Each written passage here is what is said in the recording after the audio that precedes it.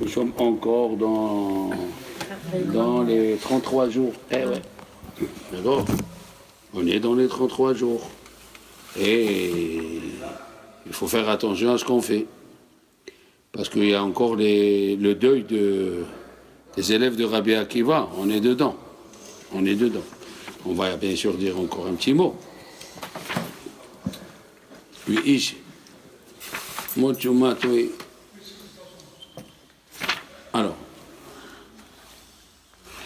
dans la paracha de Hémor, c'est en général la paracha de l'éducation parce que le premier Rashi il dit Hémor ve'amarta. Pourquoi c'est écrit Hémor? Vayomer Hashem el Moshe Hémor et la Kohanim ben Aaron ve'amarta. Mais si tu dis Hémor, ça veut dire ve'amarta. Ouais. Chaque chose qui est en plus dans la Torah, il nous apprend quelque chose en plus. Hémor ve'amarta. On va dire Rashi Hémor et la Kohanim, oui. Et que ces Kohanim, Hémor ve'amarta, les Azir Gedolim alaketanim. Les grands doivent donner l'exemple aux petits. Les grands doivent donner l'exemple aux petits. Les grands doivent donner l'exemple aux petits. Nous, ça veut dire qu'on a l'obligation d'élever nos enfants, quoi. On a l'obligation d'éduquer nos enfants du bon côté. Ne serait-ce que des fois une bonne parole. Des fois une bonne parole, ça remet... une bonne parole, ça remet les gens en place. Parce qu'ils voient que c'est quelqu'un de l'expérience, c'est quelqu'un... Nous voyons aussi, nous allons voir pourquoi il y a écrit « Hémor ve'amarta le'azrir gedolim alaketanim » chez les Kohanim. Pourquoi c'est écrit chez les Kohanim et pas chez les autres? Pourquoi on aurait pu écrire « Hémor ve'amarta » même chez les Juifs. Pourquoi il dit d'abord « El la Kohanim ben Aaron » « El la Kohanim » D'accord? Pourquoi chez les Kohanim et pourquoi les Juifs? Qu'est-ce qu'ils ont de différent? Un Juif aussi, il éduque ses enfants. Un Juif aussi. Après, au milieu de la paracha, oui, on parle des fêtes. On parle du Shabbat, on parle des fêtes. Ok. Biyom Arishon, Kitavohu, on parle du Sifirat HaOmer. On va voir quelle est la relation. Admi Machorat, Mushvotechem. Ukratem Be'etzem Hayom Hazeh. C'est la préparation pour Shavuot. Oui. Après, on parle de Kippour. Ve'initem et Nafshotechem. Il faut marquer le ni. Le ni, il faut le mettre avec un dagesh parce que ve'initem, ça peut s'expliquer, vous répondez. Tandis qu'ici, ça veut dire vous souffrez. Il faut se martyriser. Enfin, avec le jeûne, quoi, je veux bien. Voilà. Ve'initem.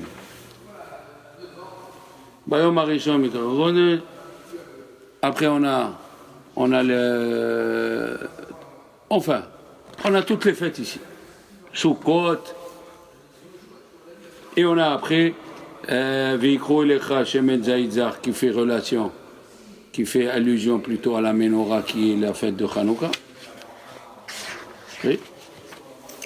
Après nous avons le juif que sa mère était juive et son père il était égyptien. Et il a blasphémé. Il a blasphémé.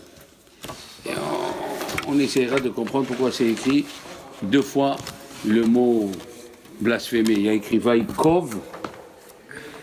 Oui, Vaikov ben Aïcha israélite et Hashem Vaikalel. Vaikov Vaikalel, deux fois. En disant Vaikov, ça veut dire il a blasphémé. Alors on dit en hébreu, il a béni. C'est tellement grave qu'on ne sort pas de la bouche le mot maudire. On peut dire juste maudire. On dit il a béni Dieu. Il a béni Dieu. Pour pas dire il a blasphémé. Voilà. Alors écrit deux fois.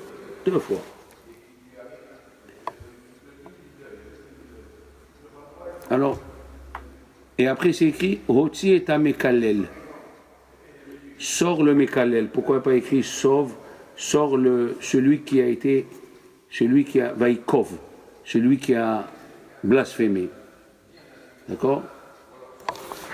Après, c'est écrit que c'est péché de maudire le Dayan. Ish ki kallel Eloha venasa ahedo. C'est péché de maudire un Dayan qui fait son boulot. D'accord? Et écrit Veno, Motiumat Rago Mirgemubo Kolaeda. Toute la population, et quand il a blasphémé ce juif-là, on ne savait pas quoi faire. Les juifs, ils ne savaient pas quelle mort il fallait lui donner. Motiumat, Vishkiten Mumba Amito, Shever. Alors qu'est-ce que c'est écrit? Vaïdaber Hashem el Moshe les morts. Hotsiu et Amkalel. Sortez celui qui a béni, Mekalel. Dans le mot Mekalel, il y a le mot Kal. C'est devenu léger pour lui de faire ce qu'il a fait. Arrivé à blasphémer contre Dieu, c'est-à-dire c'est devenu léger, Kal. Alors, il y a qui disent que c'est en relation avec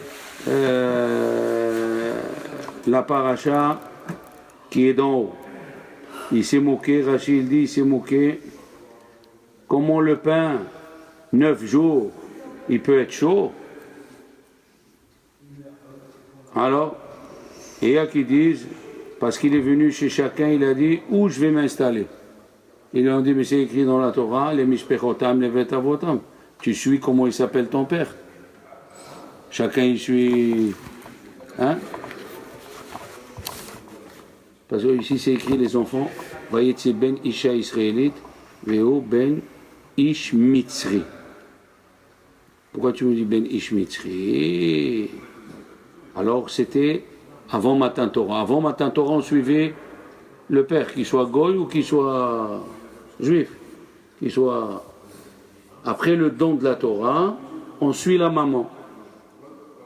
Avant Matan Torah, on suivait le père. Ben Ish Mitzri. Et c'est qui c'était ce Mitzri? C'était l'Égyptien que Moshe Rabbeinu avait tué en Égypte.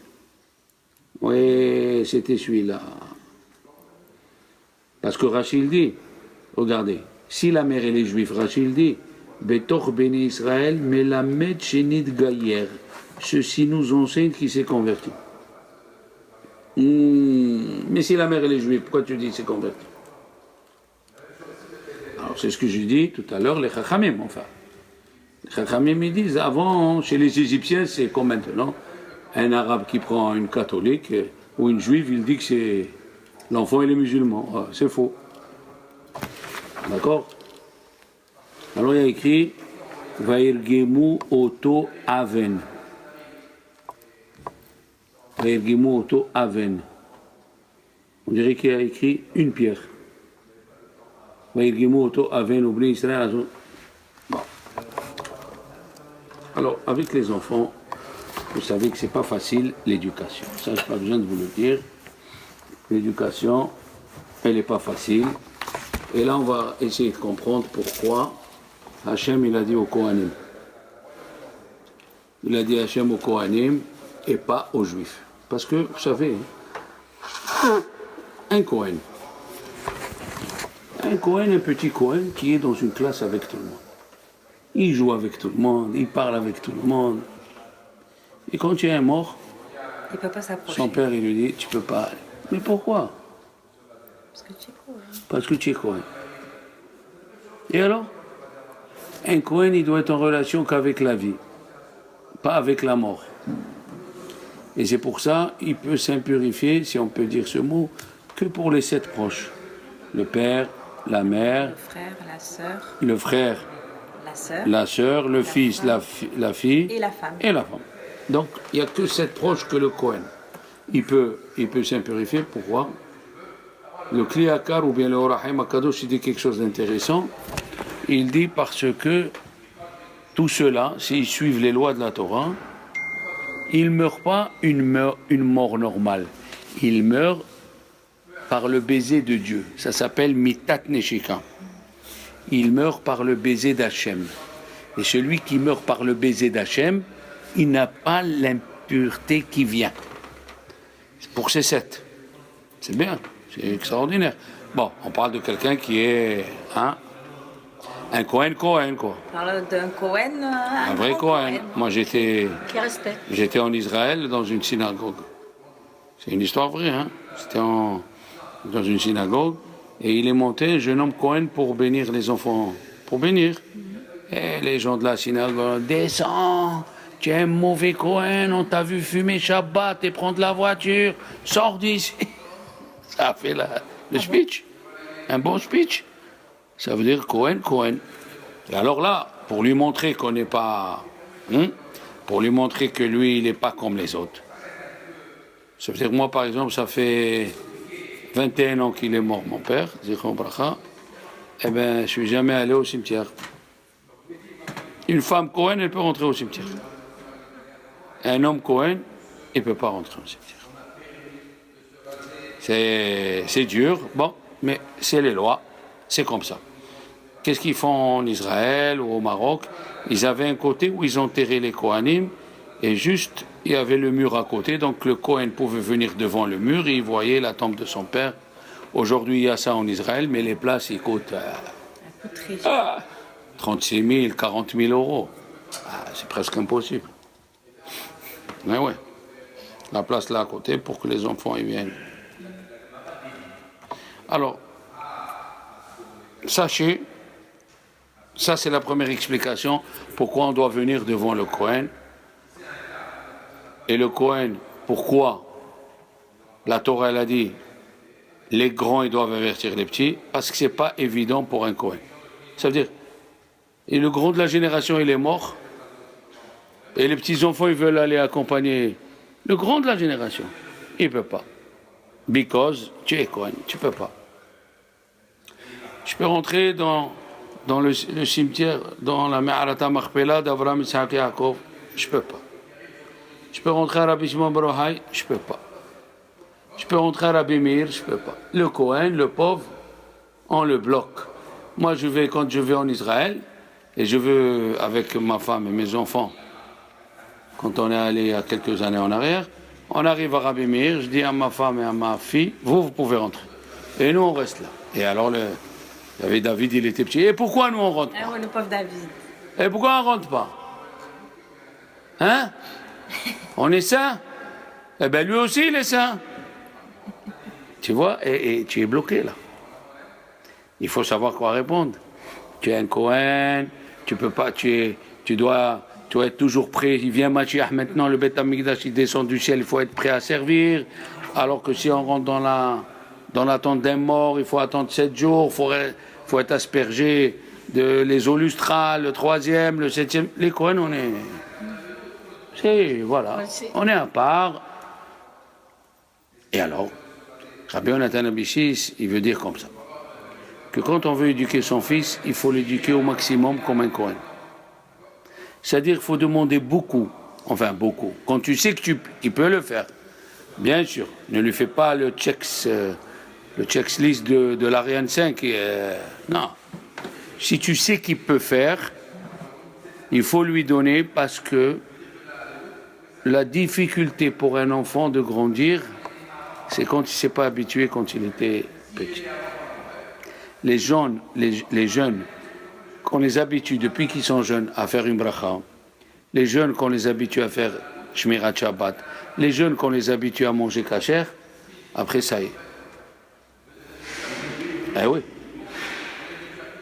Quand tu habitues ton fils, il dit Rabbi Yonatan Abichis et Rabbi Yehuda Hassid, quand tu habitues ton fils depuis qu'il est jeune à faire la religion, c'est facile quand il grandit. Ah, tu n'as pas fait la bracha. Ah, tu n'as pas fait Nitchila. Le problème, il est comme ça. Si on s'habitue, et on habitue les enfants, vous savez comment on fait danser les ours en Hongrie et tout ça? On prend un ours depuis qu'il est petit. Et on l'habitue. Quand il écoute cette musique, il doit bouger les pieds. Et c'est comme ça, il grandit comme ça. Alors un petit, il faut savoir qu'il faut toujours montrer le côté positif de la religion aux enfants. Je vous donne un exemple. Et ça, vous allez avoir cette discussion à table un jour ou l'autre, c'est obligé. Il a dit, Rabbi Moshe Feinstein, il avait 2 voisins. Vous savez qu'aux États-Unis, il n'y a pas les lois sociales comme il y a ici. Et un autre monde, quoi. Il avait 2 voisins. Les 2, ils étaient Shomrei Shabbat. Et un voisin, les enfants sont bien sortis. Et un voisin, les enfants, ils ont viré les pauvres. Ils ont viré.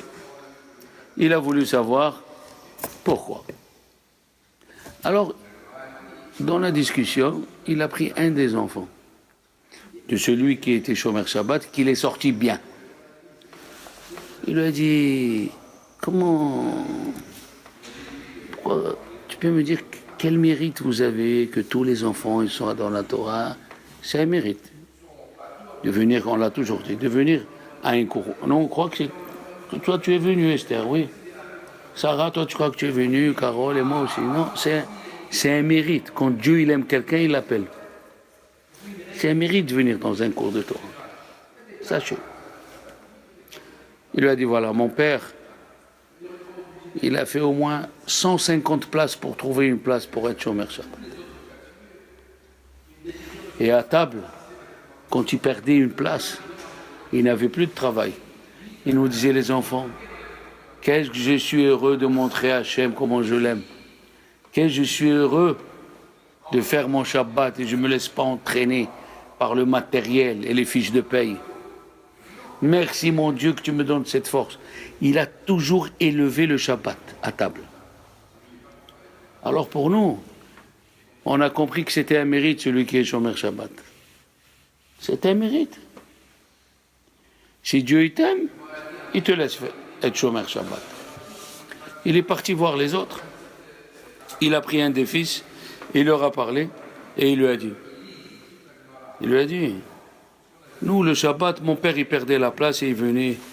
Un jour il a perdu la place et pas qu'un jour, même quand il a ouvert le magasin et il nous dit tous les Shabbats, et voilà, aujourd'hui j'aurais pu faire $5,000. J'aurais pu gagner $5,000 aujourd'hui. J'ai tout fermé, je ferme, je suis obligé. Donc voilà quelqu'un qui fait Shabbat, mais le fait de parler mal, il fait Shabbat, mais le fait de le faire malgré lui, voilà les fruits qui sortent. Les fruits qui sortent, ils sortent comme ça. Il faut savoir élever la religion devant les enfants. Il faut savoir, c'est ça le truc. Il faut savoir lui dire, tu sais, on a un mérite d'être Cohen. Dieu nous a choisi de choisir au temple, de servir au temple. On ne peut pas être comme les autres. On ne peut pas. La Gemara, elle raconte à la fin de Shabbat que la mère de Rav Nachman, les Chaldéens, étaient très forts dans l'astrologie, tout ça, l'astronomie. Ils ont dit, ton fils, il va sortir un petit voleur, vraiment voleur. Qu'est-ce qu'elle a fait? Elle a demandé conseil au rabbin, ils lui ont dit, couvre-lui la tête. Couvre-lui la tête, mets la kippa. Il mettait la kippa. Et un jour, la kippa, elle est tombée, il a envoyé la main pour prendre une pomme d'un arbre qui n'est pas à lui. Elle lui a remis la kippa, il a fait descendre la main. Elle l'a éduqué depuis qu'il est jeune à mettre la kippa, de sentir qu'il a quelqu'un dessus. Et ça l'a sauvé. Ça l'a sauvé de sortir Rav Nachman. Ah oui, il est sorti un des grands rabbins du Chasse.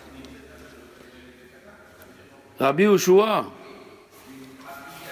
ils sont venus 2 rabbins le voir. Il leur a dit, qu'est-ce que vous avez appris au Beth Midrash aujourd'hui? Ils lui ont dit par modestie, comment? Tu es Rabbi Yoshua, c'est toi? Non. Ils lui ont dit, on boit de tes eaux.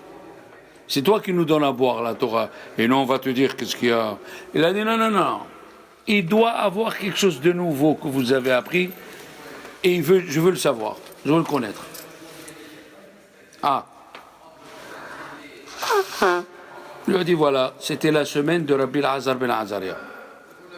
Et il a posé la question, une fois tous les 7 ans, hein, les amis, une fois tous les 7 ans, on doit se retrouver au Beth Amikdash, les femmes, les enfants, et les tout petits enfants, même les bébés. Et la Gemara, elle dit, les hommes, je comprends, ils viennent étudier. Les femmes, ils viennent écouter. Mais les petits viennent faire quoi? Il a dit pour donner un mérite à ceux qui l'ont amené. Aux femmes, pour donner un mérite. C'est quoi ce mérite? Le mérite de quoi? Le Ben Ishra, il dit, le mérite quand on te dérange, les petits crient, pleurent et quand même tu fais la tefila. Hein, ça. Il est là, et tu te concentres. Et tu te concentres. Il y a des gens, ils s'énervent quand il y a un petit qui parle pendant la Hamida. Au contraire, tu fais l'effort, tu te concentres, tu essayes de l'oublier. C'est un effort plus. Une tefila ou une Hamida, hein, avec de concentration, ou bien le Satan il rentre dans la tête de ton mari, le vendredi tu dis fais bien le poisson, tu sais pas le faire, il y en a marre de faire n'importe quoi. Et tu dois aller maintenant préparer le Shabbat avec cette phrase. Et tu luttes. Et Hachem, ce Shabbat, il a plus d'élévation chez Dieu que les Shabbats normaux. Pourquoi? Parce que on t'a piqué et tu luttes. Ça, c'est grand ce qu'il dit le Ben Israël. Les gens, ils pensent que quand ils ont eu une vexation, ça y est, tout va. Non, c'est pour donner plus de mérite. Pourquoi Dieu a donné la Mila à Avraham Avinu à 100 ans? Plus de mérite. À 100 ans, un vieux qui fait la Mila avec des pierres. Il n'y avait pas le fer. Le fer, c'est David Améler qui l'a institué. Parce qu'il a dit à l'ange du fer d'ouvrir le casque de Goliath pour que la pierre, elle rentre. Lui, il avait la tire-boulette. Et il lui a dit à l'ange du fer, si tu me laisses faire rentrer la pierre dans la tête de Goliath, j'instituerai qu'à partir d'aujourd'hui, on fait la Mila avec le couteau. Mais avant, c'était avec la pierre. Tu imagines? Si l'extaillé. Oui, non, mais c'est pas... Ça veut dire, plus tu luttes, plus tu auras... Comme ça, il dit le Ben Israël, que ça veut dire de donner une récompense à ceux qui l'ont amené. Il faut savoir rester zen, c'est pas... Eh bien, la prochaine fois, mon fils, on le fera. La prochaine fois, on verra comme tu veux. On le fera au Kmoun, si tu veux. Voilà, au gingembre. Skinchbir, hein. Faut pas que tu t'énerves. C'est pas facile. Ça, c'est la première raison. La deuxième raison, pour donner la récompense aux mamans qui amènent les enfants, Rabbi Ushua, il s'est mis presque à pleurer. Il a dit une perle précieuse comme ça que vous avez, j'allais la perdre. Voilà la Gemara. Quelle perle précieuse. Le Pirkei Avot écrit, Rabbi Ushua, on lui a donné des louanges aux rabbanim, comment ils étaient. Il y a des raves chacun. Rabbi Ushua, Ashrei Olato. S'il est devenu ce qu'il est devenu, Esther, c'est parce que sa mère l'a amené au Beth Midrash depuis qu'il est né, l'a amené. Il était bébé, l'a amené au Beth Midrash, il écoutait les prières. Amen, amen. Qu'est-ce que tu fais, un petit? Toi, tu comprends? Il comprend tout, un petit. Un petit, c'est là où il a l'Neshama elle est neuve, elle est... Tu amènes un petit, tu l'habitues à la prière, aux musiques de la prière. Comment on s'attache à la prière? Vous savez comment on s'attache à la prière? En venant et en chantant. Celui qui chante dans la prière, il a dit le Baal Shem Tov, il prie 2 fois. Quand tu pries sans chanter, comment il se passe la prière? Tu pries, mais c'est monotone, monocorde, hein? Mais quand tu fais en chantant, ça change tout. Quand tu chantes, hein, en chantant, quand tu chantes, la prière, elle prend une autre forme d'abord. Et tes enfants, ils t'entendent. Tes enfants, ils t'écoutent chanter la prière. Tu sais que c'est ça. Combien de gens, ils sont restés dans la Torah pour écouter les musiques de Rosh Hashanah. Ceux qui écoutent les piyoutim de Rosh Hashanah, ils ont le cœur qui... Tu n'y arrives pas, ton cœur il se réveille. Les piyoutim de Kippour, eh bien de Shabbat, tous les jours vous priez à la maison. Essayez de prier en chantant, vous allez voir. La prière, elle prend une autre dimension. Et ça, la mère de Rabbi Yoshua, elle a voulu l'inculquer à son fils. Tu fais Birkat Amazon, ton fils il fait Birkat Amazon. Envoie-lui, dis-lui, chante. Chante. Tu es content que tu as mangé. Tu es content que c'était à ton goût et maman elle t'a acheté et on a l'abondance. Chante. C'est en train de partir la chanson. La chanson juive, elle est en train de partir. Les professeurs ne chantent plus avec les élèves. Or, la chanson, elle donne la force. Il a dit un rave, même ceux qui travaillent au port, ils chantent pour lever un objet, ils disent « Oh, yes, oh, ce truc-là, oh, oui, ça veut dire prends du courage, allez, tire. » Et ouais, il faut chanter. Et ça, Rabbi Yoshua, il a dit, si tu habitues ton fils ou ta fille depuis qu'il est jeune à venir. Il y avait une dame qui était chez Rabbi Yochanan, dans sa synagogue. Elle a dépassé, je sais pas, elle avait 110 ans.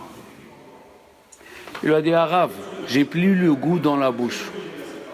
Qu'est-ce que ça veut dire, j'ai plus le goût dans la bouche?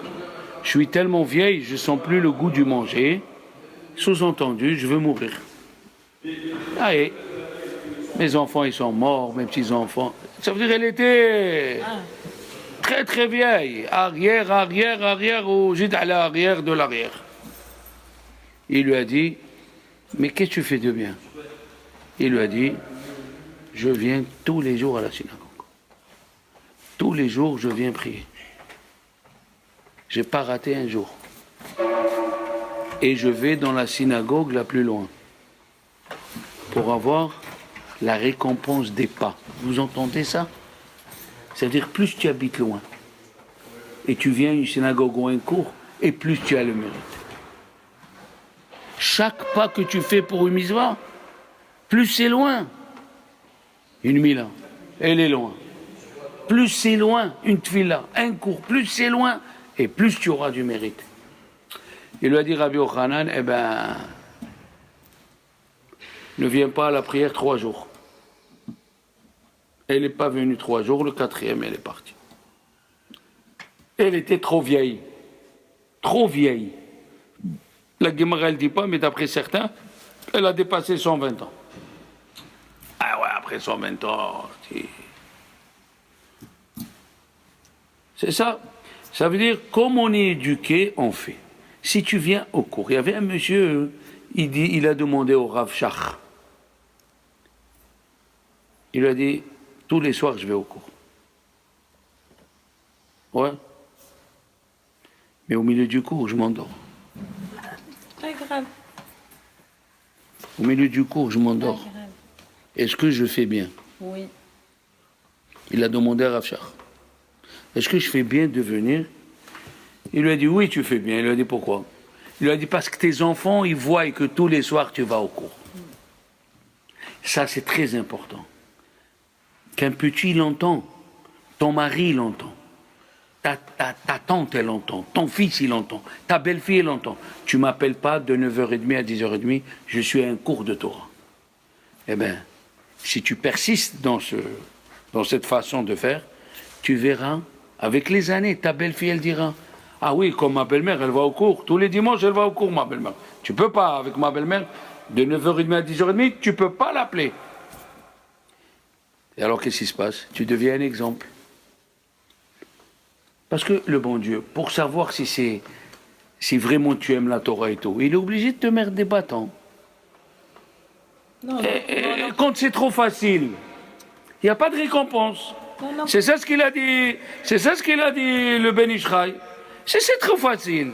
Il ne voit pas. Mais s'il voit, allez, 1 mois, 2 mois, 1 an, 2 ans, 3 ans, même à ton mari, même à ton entourage, tu deviens un exemple de la Torah. Pourquoi? C'est l'éducation.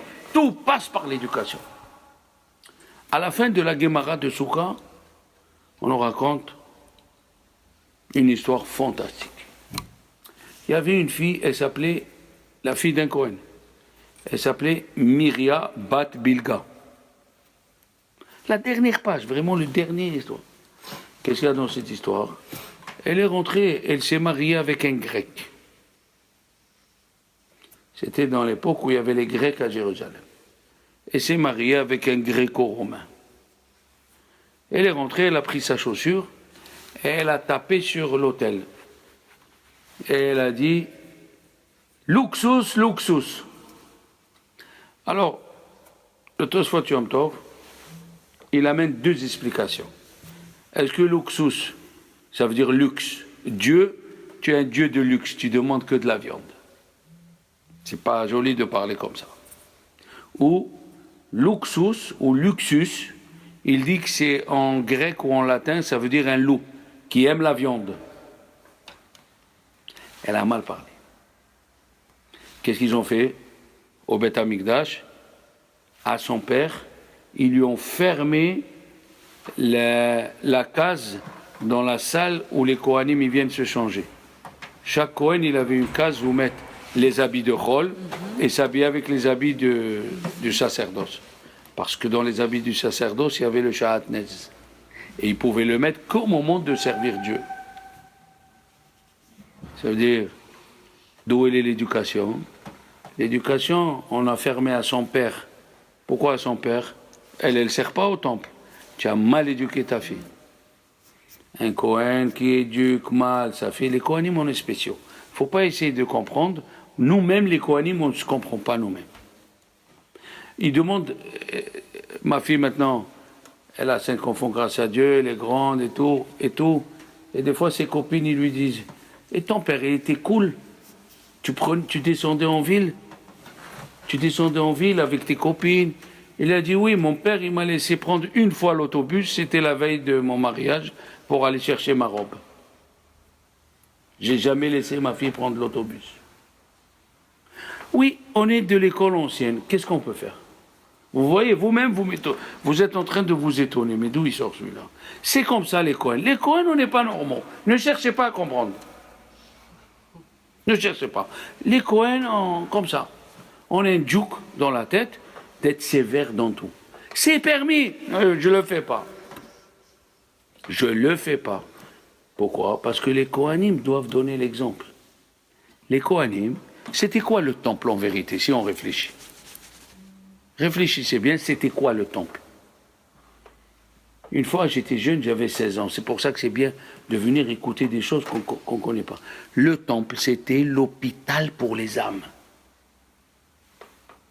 Il y avait l'hôpital pour le corps. L'hôpital des âmes, c'était quoi? C'était le Beth Amikdash. Le type, il venait, le juif, il venait avec son korban, et il voyait les Kohanim qui bougent, les Lévis, hey, amène ça, donne ça, les prières, les gens qui étudient, les petits avec le Kohen, viens ici, répète. Il voyait tout ça, hein? Il repart. Il avait son âme intérieure, il écoutait les Lévi'im. Il raconte là-bas un historien grec. Il raconte, et c'est écrit dans le Midrash, quand quelqu'un il venait avec un korban, si c'était un riche, il venait avec le torse bombé comme ça, voilà, j'ai amené un taureau. Le Lévi, le premier Lévi, il donnait le ton de la musique qu'il fallait faire. Et la musique qui sortait, elle lui écrasait son cœur jusqu'à qu'il pleurait comme un petit. Je vous ai dit que la musique, elle fait beaucoup de choses. Regardez, on est au mariage, dans un mariage. Hein? Sarah, Carole, dans un mariage, on est tous calmes, bien, avec la cravate. Hein? Dès que la musique, elle commence, on ne contrôle plus le corps. Pourquoi on ne contrôle plus le corps? Parce que l'âme, elle est contente. Quand l'âme, elle est contente, elle prend le corps et c'est elle qui domine mamache le corps. Et pourtant, on est là avec la cravate au début du mariage. Et dès qu'il y a la musique, elle transforme la personne jusqu'à qu'elle sent plus ce qu'elle est en train de faire.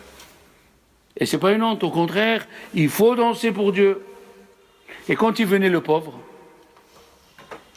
Le pauvre, il venait avec 1 kilo de farine. Le Lévi, il donnait le temps et il lui faisait une musique. Il sortait avec le cœur gonflé. Comme s'il avait donné. Comme s'il avait amené 1 milliard d'euros. Le temple, c'était l'hôpital des âmes.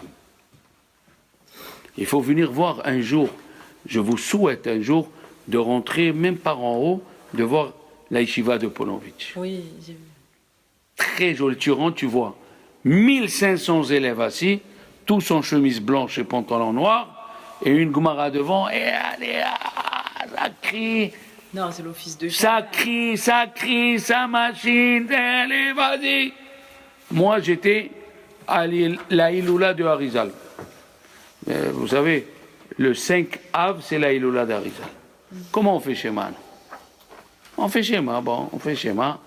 Schéma, Israël, Hachem Elokeinu, Hachem Echad. Mais j'ai cru qu'il était interminable, ce schéma. J'ai eu les poils hérissés. Schéma pendant 1 minute. Israël. Comment tu sors de cette prière? Et d'un coup, le ravi tape comme ça. Comment tu sors de cette prière, le schéma, il t'a pénétré, il t'a lavé intérieurement. Il t'a lavé, il t'a fait rentrer. Ton âme qui était suspendue ici, elle rentre dans le corps. Eh bien, c'est comme ça que ça doit être tous les jours. Quand on fait une prière, il faut que la prière, elle augmente. D'abord, de chanter. 2, de se concentrer. Et ça vient de l'éducation. Moi, je vous donne un exemple. Et j'ai dit aux élèves de faire l'exemple à la maison. Tout le monde fait vite Birkat Hamazon. Tout le monde dans le Birkat Hamazon. 1 minute chrono.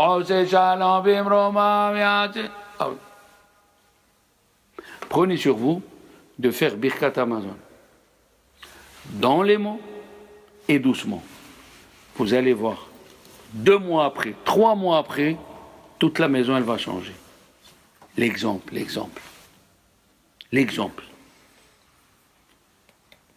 Prenez Shabbat, prenez juste Shabbat, la rentrée de Shabbat. Mettez une belle nappe, mettez une belle vaisselle. Vous allez voir vos enfants, ils vont vous refaire. Tout est dans l'éducation. Tu mets une boîte de temps. Une boîte. Tu la mets Shabbat à table. Tes enfants, ils mettront toute la table pleine de boîtes. Tu n'auras plus de cuisine. Il n'y a pas. Tout passe par l'éducation. Ton fils y voit. Tu donnes et tu redonnes et tu ne te fatigues pas de donner. Il donnera. Tu donnes pas, tu gardes, parce que je ne sais pas ce que tu veux acheter. Une tombe en or ou avec l'iPad à l'intérieur pour communiquer. Ton fils fera pareil. Il n'y a rien à faire. Hier, mon fils il sort à table pour te dire que chaque chose que tu parles, chaque chose que tu racontes, c'est l'éducation. Le chinour. Mon fils, il dit à ma femme, oui, quand papa, il y a 5 ans, il nous parlait de Rav Shach, qu'il a fait ça et ça. Je me retourne, je dis, tu te rappelles, oui, tous les Shabbats, tu nous as raconté une histoire de Rav Shach, et voilà ce que tu... Oh pétard, alors moi j'ai été estomaqué. Moi je ne me rappelais plus de l'histoire, et lui il s'est rappelé. Oui, tu as dit que Rav Shach, même au moment où il a accompagné sa femme pour l'enterrer, au retour il s'est arrêté et il est monté donner l'enveloppe à l'infirmière pour nous dire que même tu es en deuil, il ne faut pas t'arrêter de penser à faire tes obligations, de faire tzedaka et de donner l'argent à qui tu dois, même au milieu de... Tu te rappelles de ça? Il me dit, je ne veux pas te rappeler tout. Le livre, papa, tu es... Voilà. Tout est dans l'éducation. C'est pour ça, les enfants, quand Dieu, il a voulu donner la Torah, ouais, Dieu, il a dit aux enfants d'Israël, donnez-moi les garanties. Il a dit, Avraham, Isaac, Yaakov. Il a dit, non. Cette garantie, elle est finie. Il a dit alors, nous. Il a dit, vous, ce n'est pas une garantie. Les ventres des mamans, écoutez bien, les mamans qui étaient enceintes, le ventre, il est devenu transparent, et les bébés, ils ont dit à Dieu, c'est nous la garantie. Il a dit, vous, je vous prends. Qu'est-ce que c'est un garant en hébreu? Comment ça s'appelle un garant en hébreu? Aref. Ça veut dire, il est mélangé. Il est mélangé dans l'histoire. Un garant, c'est moi je veux prêter de l'argent à Esther, Et toi, et moi je dis, il me faut un garant. Et toi tu viens, tu dis, moi je suis garant. Que ça, je suis garant. S'il ne paye pas, tu payes. C'est ça garant. C'est ça le garant. Ça veut dire, tu as un diamant dans la main. Quand tu as un petit enfant, tu as un diamant. Comme tu l'éduques, il va sortir. Tu as un diamant qui est le garant. Alors ouvrez bien les oreilles. Vous savez que dans le Sefer Torah, il y a 304 000 mots qui sont écrits dans le Sefer Torah. Excusez-moi. À peu près 300 400, quelque chose comme ça. Et dans les 300 000, Carole, il y a des lettres qui sont grandes. Et il y a des lettres qui sont petites. Et il y a des lettres qui sont petites. Alors les lettres qui sont grandes, c'est quoi? C'est Yud, Gimel, Dalet, Lamed, He, Aïn, Resh, Vav, Nun final. Igdal Ha'eravon, que la garantie grandisse. Aïe, aïe, aïe, aïe, aïe, aïe, aïe. C'est pas tout le monde qui connaît ça. Dans le Sefer Torah, hein, les lettres qui sont grandes, c'est Igdal Ha'eravon, que la garantie grandisse. Ça veut dire les mamans qui ont les enfants à la maison, ou les grands-pères et les grands-mères, il faut faire très attention. On a une responsabilité de faire grandir les petits-enfants, de leur faire chanter les musiques, le Modéani, le Adon Olam, le Hachem Melech. Tout ça, c'est nous qu'on a l'obligation. Parce qu'ils acceptent plus les petits-enfants des mamans. Qu'est-ce qu'elle dit la Gemara, les enfants? Regardez bien. On va s'étonner. La Gemara, elle a dit que la femme, enfin pas la femme, il y a eu 10 mesures de parler, 10 mesures de parler qui sont descendues dans ce monde. Et combien elle a pris la femme? 9. 9. Tout le monde explique ça du mauvais côté. Mais c'est complètement faux. Écoutez-moi bien ce que je vais vous dire. Les gens, ils expliquent ça du mauvais côté. Mais c'est faux. Regardez la différence entre une maman et un papa quand le fils ne veut pas manger. Qu'est-ce qu'il fait le papa? Allez, mange. Oh, tu manges, je te donne une taloche. Il voit que le fils ne veut pas manger. Bon, tu ne veux pas manger? Allez, quand tu auras faim, tu manges. Ben, s'il n'y avait que les hommes qui grandissaient les enfants, il y a plusieurs enfants qui seraient morts déjà de faim. Le bon Dieu, il a donné la parole à la maman. 9 parties, il a donné à l'âme. Pourquoi? Elle prend le petit. Elle fait Allez, le train, elle fait... Paralek, pour m'aimer, pour Pépé, il t'aimait beaucoup. Allez, je te fais comme ça. Je crois que nous, on a la patience. Allez, je te fais l'avion. Ouvre la bouche. Ah. C'est heureusement que la mère, elle a les paroles. Heureusement qu'elle a la bouche pour parler. À chaque instant, c'est le moment. Vous ne pouvez pas vous imaginer comment les enfants, ils absorbent de la maman. Vous ne pouvez pas vous imaginer. Et l'éducation de la maman, elle est tellement forte. Moi, des fois, je raconte une histoire en classe, les enfants. Eh bien, même les grands, ils me miment. Ça veut dire, je dis, et la pauvre, la maman, je fais comme ça. Tu vas pas en classe, des petits, ils font comme ça, ils tournent la tête. Je suis enseignant et à chaque fois, je suis émotionné. Et je dis, Hachem, il les a délivrés. Tu vois, ouais, ils vivent l'histoire, ils vivent. À un point où il y avait Hannah avec ses 7 enfants. Hannah avec ses 7 enfants, il est venu, un général romain, il a dit, voilà, il faut qu'il se prosterne, il n'y a rien à faire. Il a tué le premier, il a dit Shema Israël, le deuxième Shema. Il restait le dernier.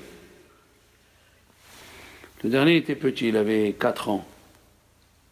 4 ans, c'est Poupi.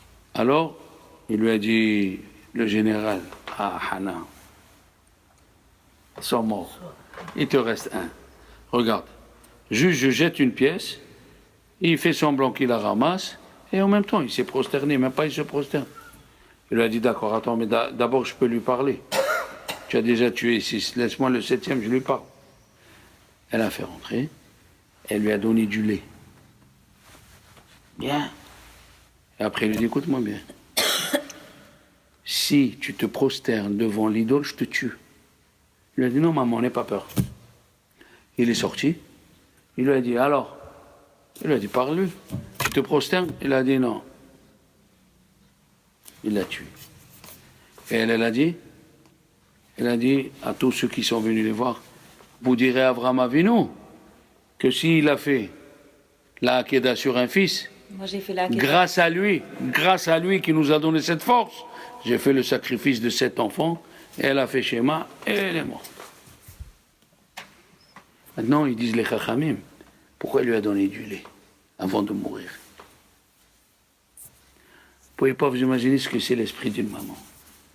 Il lui a dit, il dit Rabbi Yaakov Ganiski, Zichron Bracha, quand tu veux offrir quelque chose à Dieu, il faut toujours offrir le meilleur. Tu dois amener un korban, amène un korban beau, gros. Elle a voulu qu'elle prenne encore 200 grammes de lait pour qu'il soit un sacrifice plus grand à Dieu. Ça, c'est une mère juive. Pourquoi? Parce qu'elle n'a pas peur. Elle sait qu'il ne va pas mourir. Ce monde, il est passager. Tous les jours, on écoute. Il est mort celui-là, il est mort celui-là. C'est l'autre monde, là-bas, le principal. Tous ceux qui sont morts pour Dieu, ils sont avec Rabbi Akiva. Et Rabbi Shimon Bar Yochai, qui a écrit le Zohar, il a jeûné 45 jours pour voir le Olam Abba où il est, Rabbi Akiva. Ils lui ont dit, malgré que tu es très important chez Dieu, tu ne peux pas le voir, on va t'ouvrir une petite fenêtre pour que tu le vois, mais tu ne peux pas lui parler. La femme qui a perdu un enfant, la femme qui a fait un sacrifice, tous ceux qui sont morts pour Dieu pendant la guerre mondiale, qui sont morts pendant l'Inquisition, parce qu'ils sont juste juifs. Ils sont dans un monde, on ne peut pas s'imaginer ce que c'est.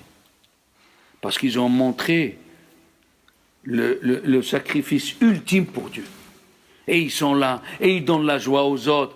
Ils oublient leurs problèmes pour donner la joie aux autres. Ça vient de l'éducation. Et c'est pour cela que la fin de la paracha, elle parle de celui qui a blasphémé.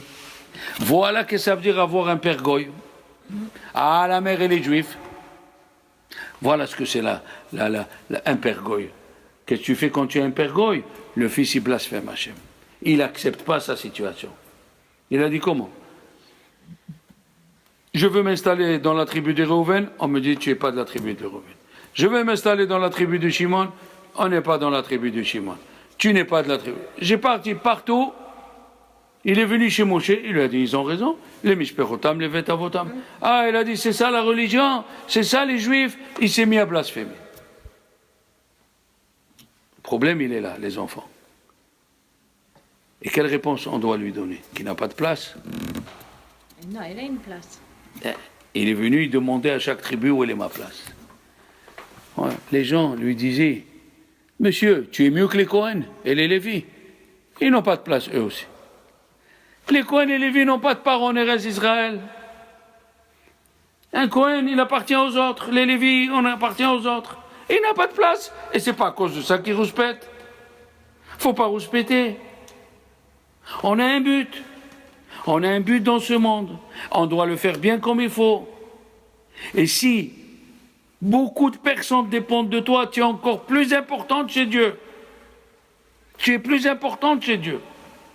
Si avec une phrase, tu as donné la vie à quelqu'un, il continue à vivre et rester marié, avoir des enfants. Il y a un élève, il a dit, un élève qui est marié maintenant, il m'a dit, j'ai écouté une phrase de vous, et grâce à cette phrase, on est encore mariés, ma femme et moi. J'ai dit, qu'est-ce que tu racontes? Il me dit, la veille du mariage, vous nous avez dit, il a pris une ashkénaze et lui, il est séfarade. Alors, c'est deux mondes différents. Il a dit, mais, vous nous avez dit une phrase tous les deux. Ne jamais remettre une histoire d'hier à aujourd'hui. Hier, c'est hier, aujourd'hui, c'est aujourd'hui. Il faut effacer. Faut pas rappeler les histoires d'hier et les mettre aujourd'hui. On a un plaisir, un malin plaisir, il a le Yetzirara. Et tu dis à ta soeur ou à ta cousine ou je sais pas à qui, tu lui dis, ouais, comme il y a 10 ans, tu te rappelles? Tu as ouvert, juste tu as mis la clé, et c'est reparti. Faut pas remettre, même avec ton mari. Si tu vas avec la Emouna, que ce qui te dit ton mari ou ton fils, c'est qu'il attend un message de toi. Si lui, il n'a pas le mérite de venir étudier, toi, oui, tu as une âme un peu plus fine, une âme un peu plus perfectionnée. À toi de savoir. Vous savez un vrai combattant, un vrai sumo, Un vrai judoka, c'est pas celui qui sait que donner des coups. C'est celui qui sait éviter les coups. Oui. C'est pas facile. Il faut étudier le moussard comme on fait. Si on n'étudie pas tous les jours la morale, on ne peut pas vivre, on ne peut pas vivre. Le Yitzhara, il est là tous les jours à nous faire monter. Tu as vu ce qu'il t'a dit? Tu as vu combien tu travailles? Tu as vu le pognon que tu ramènes? Tu as vu, tu te tues? Et il te dit ça. Ah bon, c'est ça. Le Yitzhara fait son boulot. Il fait son boulot. Et la Gemara, elle dit, il a de la peine quand tu l'écoutes. Et il a le droit d'employer ton mari, ton fils, ton voisin, ton secrétaire. Il a le droit d'employer tout le monde, rien que de te faire descendre. Ne monte pas. Ne monte pas dans la Torah. Alors nous, pendant cette période-là, il faut qu'on garde la pression jusqu'à Shavuot. On est sorti d'Égypte grâce aux femmes d'Israël. On a reçu la Torah grâce aux femmes. Pourquoi? Parce que quand Dieu il a dit « je vais donner la Torah », il a demandé d'abord aux femmes. Vous voulez aider votre mari à recevoir la Torah? Quand les femmes, ils ont répondu oui, alors Dieu il est venu chez les hommes. Les responsabilités qu'incombe la personne, la responsabilité qu'incombe tout celui qui écoute du moussard et d'étudier les dinim, les halachot, de savoir qu'est-ce qu'il faut manger, qu'est-ce qu'il ne faut pas manger, dans quel cas on fait ça, il fait ça. Il faut assez les harav, il faut avoir un rave. Pour demander des questions, tu ne peux pas connaître tout, c'est pas possible. Et alors là, si Dieu veut, Bezrat Hashem, hein, on augmentera tous ensemble. Alors il a dit, c'est la paracha de Hémor. Aleph, Mem, Resh. Emmanuel Macron, Roche. Pas mal. Si Dieu veut.